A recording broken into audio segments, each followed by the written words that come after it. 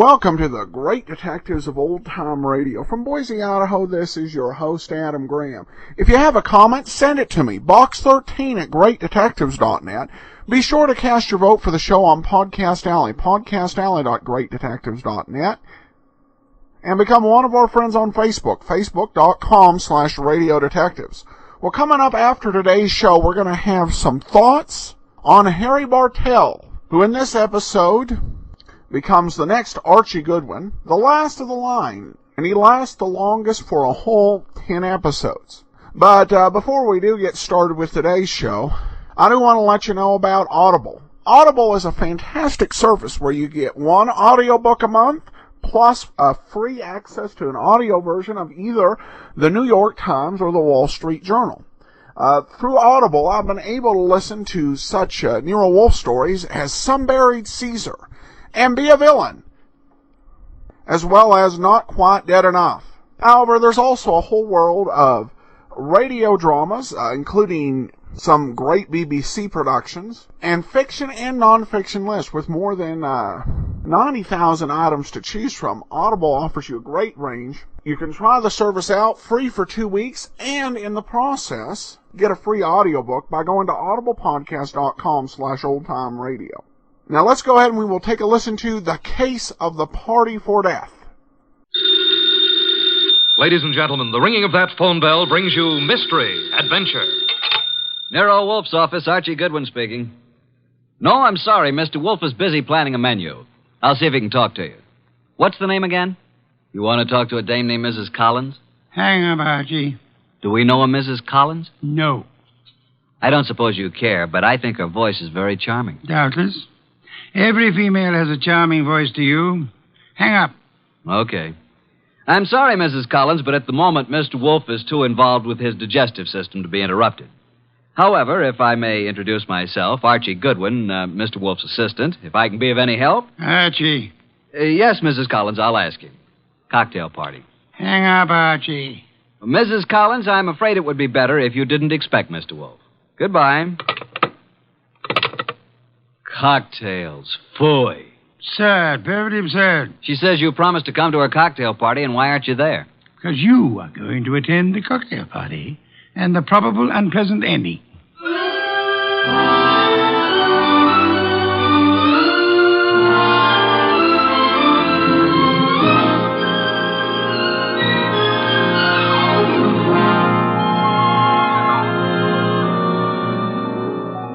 Ladies and gentlemen, it's that genius who is the bulkiest, balkiest, the most ponderous, and most brilliant detective in the world. Yes, none other than that chairborne mass of unpredictable intellect, Nero Wolfe, created by Rex Stout and brought to you in a new series of adventures over this NBC network in the person of Mr. Sidney Greenstreet.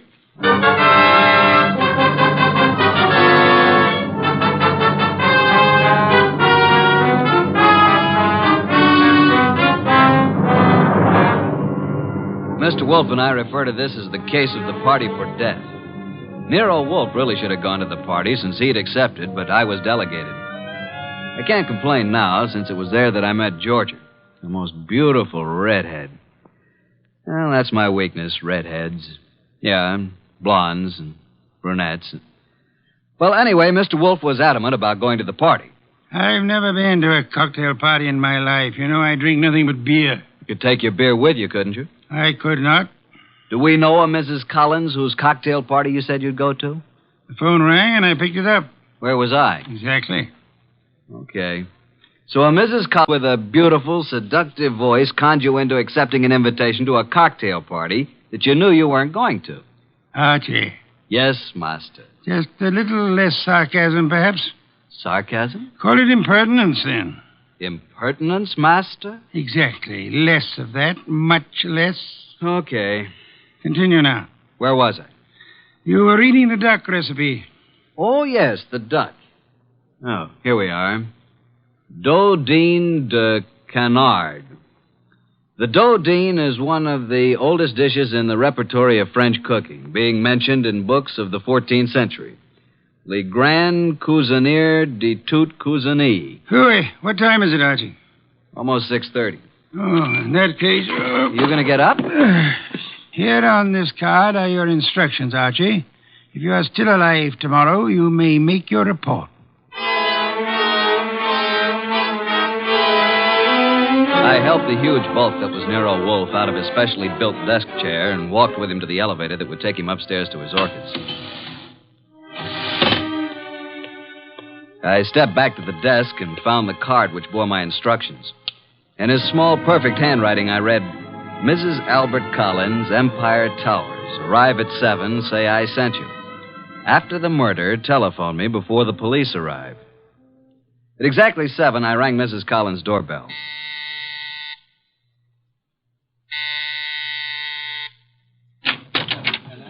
Mrs. Collins? I'm Mrs. Collins. I'm Archie Goodwin. We talked on the phone a little while ago. Oh, yes. Well, come in, Mr. Goodwin. Mr. Wolfe begs to be excused. At the last moment, he was unable to attend. Well, I'm glad you could come. You're not disappointed? No, I don't think so. I'm rather upset. I'm afraid, Mr. Goodwin, for my life. That's why I called Mr. Wolfe. Oh, just drop your hat and coat there, Mr. Goodwin. May I tell you something, Mrs. Collins? Well, of course, Mr. Goodwin. Archie will do. Archie? When I spoke to you on the phone, I thought I knew what you'd look like. And? You do. Well, is that good? It's not bad, Mrs. Collins. Janie will do. Janie will do. Archie, Mm-hmm. I think it would be best if I say you're an old beau of mine. From where? In Hollywood. When I went to Hollywood High School and you went to USC. Okay, but don't expect me to remember much about it. I'll be flattered if you remember anything about it.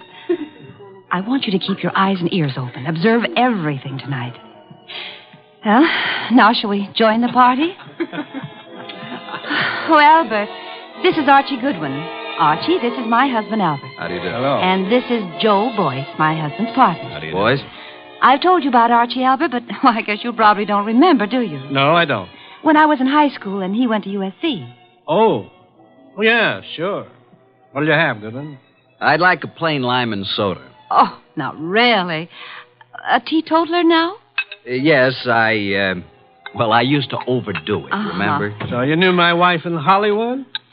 Quite a while ago, though. Uh-huh. Been here long? Oh, a while. Did you and my wife run into each other again just lately? Yeah, A few days ago? about. Joe Boyce here is my partner, chemical business. Makes this sort of an old home week, doesn't it, Joe? In a way, Al. I guess it does it that. Joe knew my wife back in those days, too. And they're still very friendly. Yes, indeed. You two have got something in common to talk about, haven't you, Goodwin? Mrs. Collins, you mean? We never knew each other very well. No? Okay, Goodwin, let it go. Why, look. Look what I found. A new man. Just what I need. I'm Georgia. Archie. Archie, dear, will you fix up my drink, please? Anything for a lady. Let's go to the bar. Eh, Archie? I'm determined, Joe. If it were only the money, or only Jane, I might listen. Oh, Al, can't we talk about it later? I like talking about it now, Joe. You're going to be sorry about this, Al. I am already. But you'll have 20 years or so in prison just being sorry. I've got the papers you forged right here. You're hysterical, Al. Let's face it. The firm went broke, but I suffered too. So let's forget it. Yes, Joe, the firm went broke, but you didn't. And I don't think my wife did either. The two of you had everything figured for yourselves. Well, I'm turning the papers over to the DA tomorrow.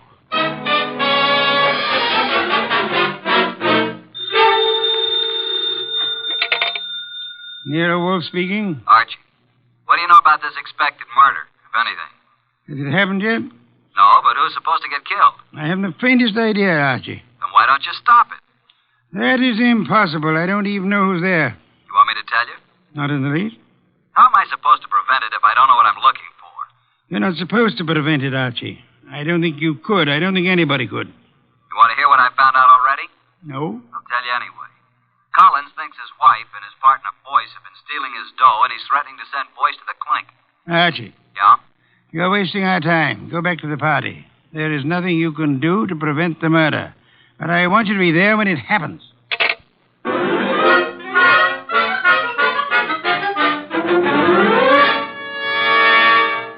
Now that all the guests have gone, let's sit down here, Georgia. When Janie was in Hollywood, she must have had more good-looking boyfriends. Let's get personal about this, Georgia. Yeah, let's. When you say good-looking, do you mean me? I don't mean anybody else, Archie. You know, I think you're pretty, too. You'd better not let Jane hear you say that. You think she'd care? I thought you knew Jane. Only slightly. You don't like Jane too well, do you? Why? Why? Why what? Why don't you tell the truth about it? No man as attractive as you ever knew Jane slightly. Either they knew her or they didn't know her. Maybe you think I'm getting a little tipsy. The idea never occurred to me. No? Well, it has to me. Refill your glass? I'll come with you to the bar.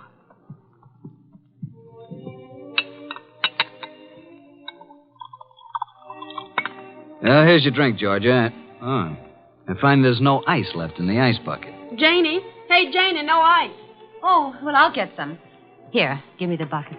Mrs. Collins, Janie, I mean. Yes, Archie. May I use the phone in the bedroom again? Oh, of course. Do you excuse me for a minute, Georgia? I'm coming with you. Why don't you just stay here until Jane brings the ice? Well, why don't you go talk to Joe Boyce? I don't want to talk to Joe Boyce. I don't want to talk to Joe Boyce ever. Now, look, Georgia. I'm coming with you, Archie. Is that clear?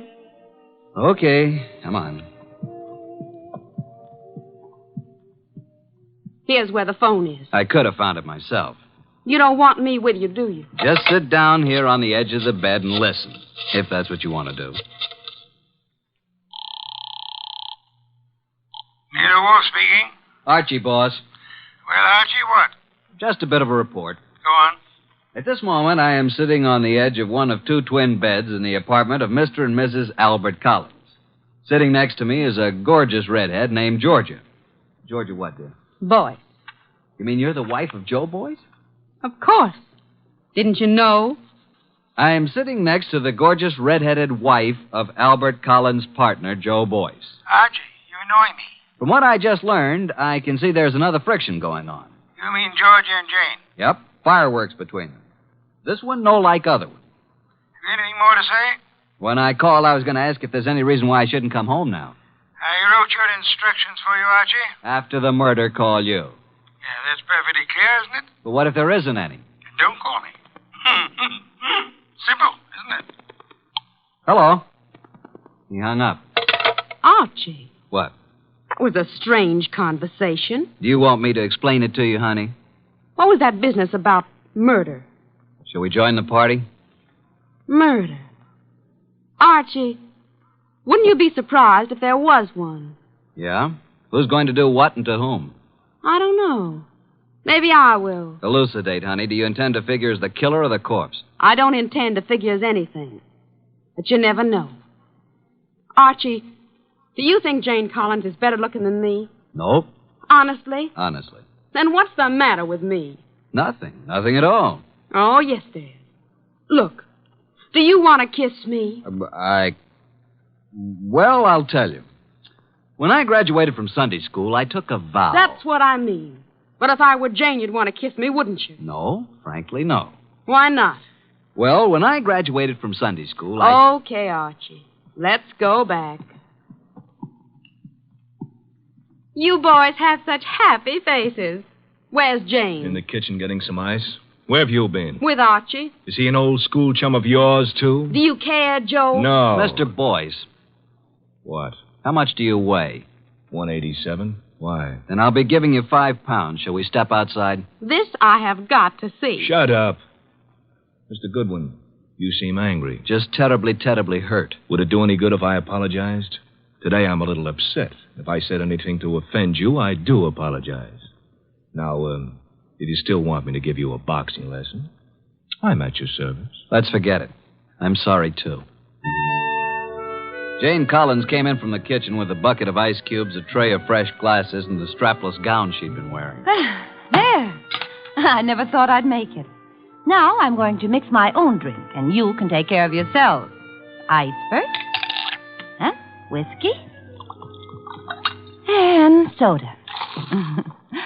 It's a simple recipe, isn't it, Archie? All it needs is the ingredients. Well, I drink to the ingredients. Nice. Janie, darling, What, dear?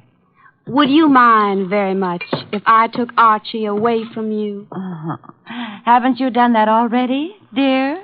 To listen to those girls, you'd think, wouldn't you, Goodwin? Me, I never think. What do you do, Archie? I concentrate On what? on not thinking. I did some serious concentrating on not thinking about Nero Wolfe or about the conflict of the partners, Albert Collins and Joe Boyce, about the jealousies of Jane and Georgia. The next 5 minutes hardly seemed an hour. Jane and Boyce murmured to each other. Collins drank gently but firmly. Why can't you be honest, Archie? What's the matter with me? What, Georgia? You weren't listening, were you? To every gorgeous word you said. What did I say? I want to hear it again, just the way you said it before. I said, why shouldn't there be a murder? Why not? It's in order. It's just not considered the thing to do. Thing to do. Can you think of anything better? No, frankly. I can. My glass is empty. My glass is empty, too. Jane. Jane! Oh, I'm sorry. I'm not much of a hostess, am I? Oh, don't answer that. Oh, you're all empty. But I've only drunk half of mine. You don't usually drink so slowly, Jane. Well, I'm just not in the mood tonight. I usually drink faster to keep you from drinking mine. See, Albert always gulps his and then reaches for mine. What's the difference? Well, I'll fix you some fresh drinks, but put my drink over there by you, Georgia. And lay off, Albert. I only had about 3 swallows of it. Besides, you don't need any more. I suppose we know what dear Jane is going to do, don't we? Lay off, will you? Lay off. It's my husband who said that, Archie. Archie, meet my husband, Mr. Boyce. I will now explain why dear Jane took our glasses away to the kitchen when she could have bought a drink right here. Listen, Georgia, will you... Mr. Boyce is speaking, Archie. What, Mr. Boyce? Nuts. Mr. Boyce says nuts, Mr. Goodwin. What do you say, Mr. Collins? I think Joe has covered the field. We were talking, weren't we, Archie? Possibly. We were talking about dear Jane. She's got to be always the prettiest, always devastating. Right now, she's putting on a completely new face. And in about 20 minutes, when our tongues are hanging out, she'll come back, all horsed up and bright and smiling, with another tray of drinks. Yeah, she'll take all night to fix them. Well, I'm going to get some air on the balcony. Don't jump off. Al, you're drinking too much lately. I should worry you, Joe. Especially now. When you start drinking, not only your drinks, but everybody else's too, well... Jane's right. Is that what worries you? Slide Jane's glass down.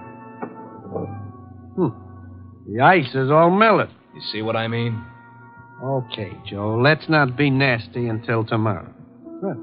That gives me an idea. Think I'll propose a toast. Until tomorrow.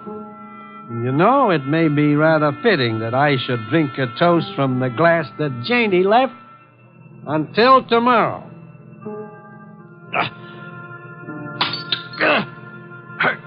Go! Al? Al? Jane? Janey! Albert! Oh, Albert.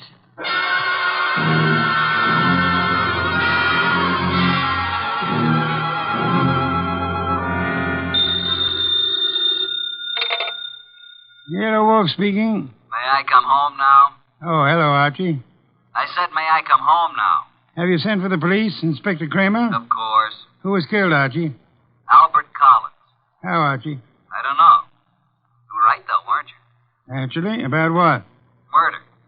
Oh, that. We can talk about it tomorrow. Good night, Archie. Come home when you can. What do you mean, come home when I can? You'll be held as a witness, won't you? Try not to wake me with the elevator when you come in. Well, Inspector Kramer, you've had me here at headquarters for a long while. For quite a long while. Haven't you asked me enough questions? Goodwin, you say you never saw these people before, Collins or Boyce or their wives. Yet when all the other guests had gone, you were still there. I guess I just don't know how to say goodbye. You didn't know they were partners in a chemical company. You didn't know that Boyce had forged a lot of papers with Collins' name. All I know is what you tell me. Goodwin. Yes, sir? I'm trying to be nice. Yes, sir. Now, I know, of course, that you went to that party because Nero Wolfe told you to. Do you? My question is, how did Wolfe know it was going to happen? Why don't you ask him? I already have. He told you? He says he never heard of Collins or Boyce. Did he say he'd ever heard of me? He says he isn't responsible for you or your shady friends. Maybe he knows I found a poison pellet in George's bag. Inspector, may I make an important call? Go ahead.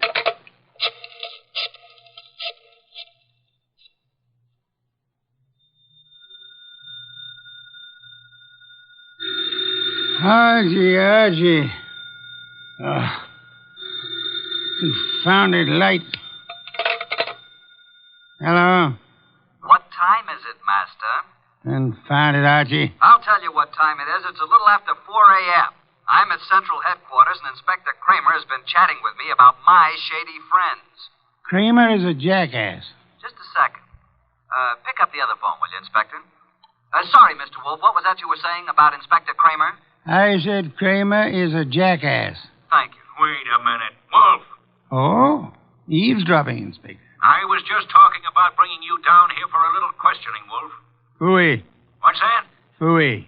It can be spelled in several ways. I spell it P-F-U-I. Fooey. You think I won't bring you down here as a material witness? Yes, I think you won't. I think you'd be making a great mistake if you did. A great mistake? Why? Because I might not tell you who killed Collins. Then you wouldn't know which one of these people to prefer charges against. Now send Archie home. Even he needs an occasional night's sleep.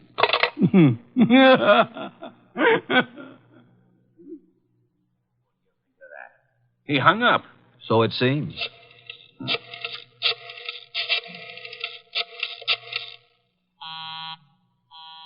Busy? He's probably left the phone off the hook, Inspector. By now, he's probably asleep again. You know I can go out there, don't you? Sure you can. More important men than you have tried it. And where are they now? Goodwin, Yes, sir. I'm going to let you go. I'm sure Mr. Wolfe and I are very grateful, Inspector. You want to know why I'm letting you go? I know why. Why? Because if you're nice and cooperative and don't make too much trouble, Mr. Wolfe will solve this case for you and tell you whom to prefer charges against. Goodwin, Sir? get out. Thank you, Inspector.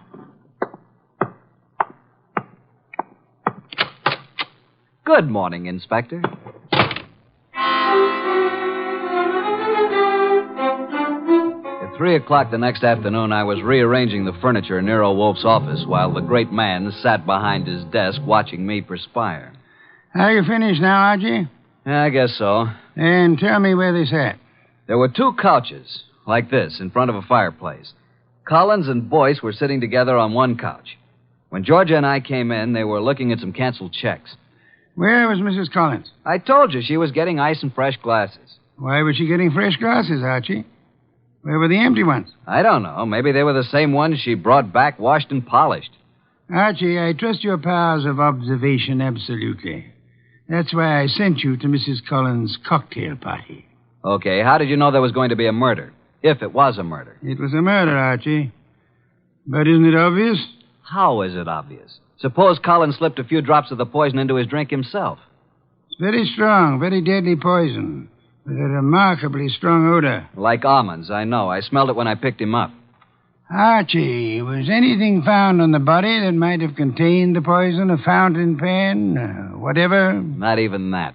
Inspector Kramer found a poison pellet in Georgia's handbag. He thinks she poisoned Collins' drink. Say, could be. But it wasn't his drink, it was his wife's. Then Georgia was trying to kill Jane, and Collins got it by mistake. We shall soon see, Archie. I was expecting a murder because you told me to expect it. I watched every move that everybody made. There's no possibility that Jane's glass, the glass with the poison in it, was tampered with by anybody. Yes, I believe. Okay. Archie, you're sore, aren't you? Have you ever spent the night with Inspector Kramer? He's really a good man, too. Why did you say he was a jackass? Because he didn't know who killed Collins? Do you? Of course. Was there ever any question about it? Just a moment, please. The only trouble is it may be difficult to prove. That's why we are giving this little cocktail party this afternoon with the help of Inspector Kramer. By the way... Yes? Call Mrs. Collins and tell her to bring a bucket of ice from her refrigerator. Why? Because our refrigerator's broken down. No, it hasn't. I was just out in the kitchen a minute ago. Our refrigerator has broken down. And it would be very helpful if Mrs. Collins would bring a bucket of ice cubes. What makes you think she'll do it? She will. Call her. "6:45. There we were in Wolfe's office doing a repeat performance of last night's smash hit. Two couches faced each other, a cocktail table between them. On one couch, red-headed Georgia and me. On the other couch, it was a big one, Joe Boyce, Jane Collins, widow of the lately defunct Albert, and Nero Wolfe. Jane had been drinking a little slower than the rest of us. Our glasses were empty. Hers was still half full. Wolfe said, Archie, "Yeah?" at this point in last night's party, Mrs. Collins got up and left to get some fresh drinks. Repeat what she said. "Approximately?" Approximately will do. I think she said something like this. She said, "Put my drink over by you, Georgia. Lay off, Albert. I've had about 3 swallows of it. Besides, you don't need any more, Albert." Am I right, Jane? Close enough, Archie. But what of it? Now, what is this nonsense all about, Wolf? Mr. Wolfe is trying to make something out of nothing. I think Mr. Wolfe is going to turn up something mighty interesting. Don't look so perturbed, Joe. Since I'm playing the part of the late Mr. Collins, pass me Jane's glass. I'll keep my glass, Mr. Wolfe. I haven't finished my drink. You're a very clever woman, Mrs. Collins. Would it be too much if I ask what this is all about? What worries you, Archie? You make it sound as if that drink she's holding is poison. But it can't be, because as yesterday, she's already drunk half of it herself. When our freezer broke down, she was more than willing to bring a bucket of ice cubes, wasn't she? So? What would happen, Archie, if you froze a gelatine-coated pellet of poison in the center of one particular ice cube? Mrs. Collins hasn't finished her drink. Notice the ice is all melted now. She hasn't taken one sip since the ice melted completely. She came prepared in case she was exposed. Smell it, Archie. No, Archie, stand back. I can easily swallow this before you can reach me. Mr. Wolfe, in a few seconds, I'll drink it. But tell me something first. Tell me how you knew. Jane, listen to me. I knew there was going to be a murder last night because you said so. I knew that it was you who would commit the murder because it was you who invited me. You hoped an expert witness would prove that you couldn't have killed your husband. So I sent Archie Goodwin, whose observations are always exact, even when he doesn't know the import of what he's observing. She brought back clean glasses. She poured the drinks out of bottles already open. And if anybody had put anything in or touched one of those glasses, I would have seen it. Exactly. The poison pellet was frozen in a certain ice cube. Mrs. Collins put that cube in her own drink, drank it until the ice had almost melted down to the poisonous pellet center. And then she took all the other glasses away, leaving only hers half full. And as usual, her husband drank it. No, Jane, don't. Too late, Joe. It's too late.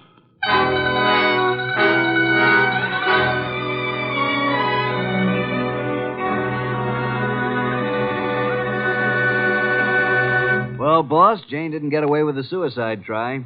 That was clever thinking you did. I prepared a cube of ice in which I had frozen a gelatine capsule containing nothing more than a vitamin compound. I substituted for the cube in which Jane had placed the poison for herself. Wonder why Jane Collins wanted to have Joe. He'd stolen practically all the money in the company. He was just a crook. Birds of a feather, Archie. I don't believe Joe Boyce had any idea that Jane was planning a murder. And he still had all the money. Well, the forgeries will put him away for a long time.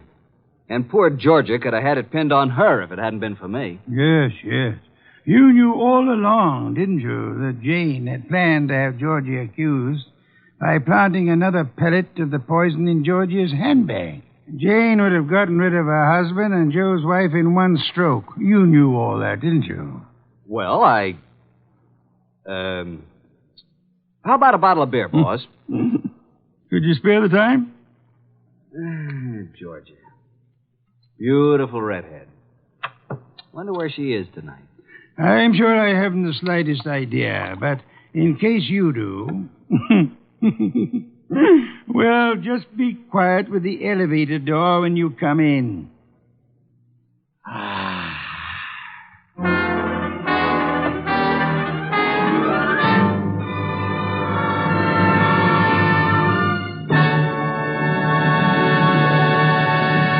You have been listening to The New Adventures of Nero Wolfe, starring Sidney Greenstreet.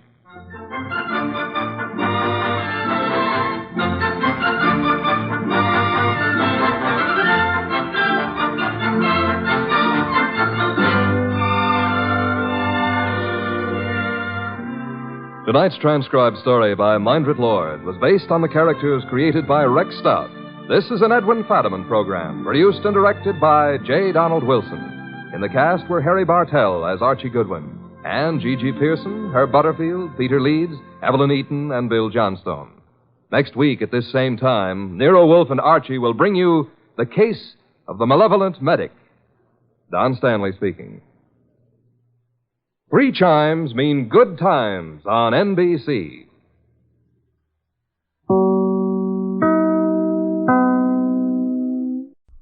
Welcome back. Well, I had to admit, there were times, it was a different performance with Harry Bartell as Archie Goodwin. I expected him at any moment to start pitching Petri wine. Those who've been listening to the show back to the Basil Rathbone episode on Sherlock Holmes will kind of know what I'm talking about. But he was actually quite a character actor in the world of radio. Dennis at Digital Deli puts his total number of appearances over radio at 10,000.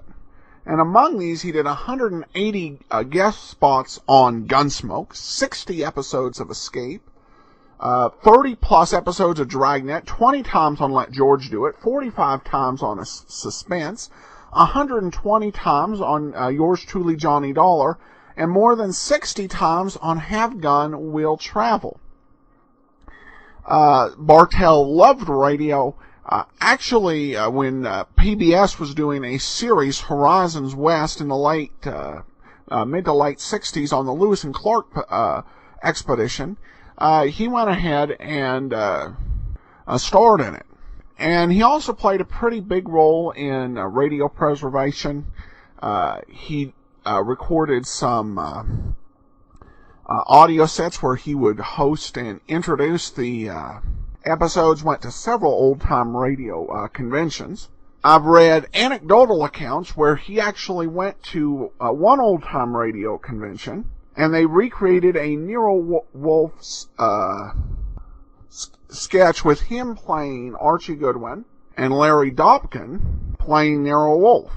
He was also pretty big on television as well. He played in a lot of episodes of Dragnet. The episode, The Big Little Jesus, he played the role of Father Rojas. One of radio's true great character actors, and I will try and be careful not to just think of him as the Petri wine guy. Well, now we turn to listener comments and feedback. We have this from Chris, who writes, I love your show. I'm listening to old-time radio since a couple years now.